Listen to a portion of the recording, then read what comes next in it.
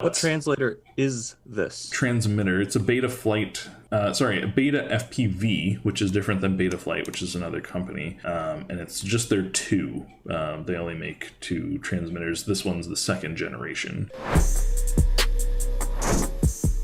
They've made a lot of updates compared to the first one, which I'm pretty happy with, but it's still a $40 transmitter compared to most of the other ones, which are like 160, which is actually something I'm going to show. So the reason I got this is because the higher end one, the Team Black Sheep transmitter that I wanted, is out of stock. And it's still out of stock. So I'm glad that I purchased this, but it was kind of a impulse buy, if you will, that because I saw how long the delay times were for that other transmitter that I really wanted, that I think will be my main transmitter for most of my FPV career.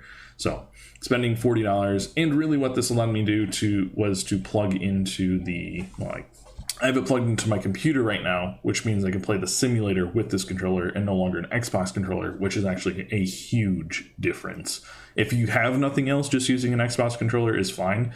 But if you want to get into this and not crash all the time and be able to practice, a simulator is a great way to go. And this tool is a great one to use with the simulator. So that's my little plug for this guy. And so again, like the mindset that went into buying this was like, this is kind of top of the line for the lowest end transmitters.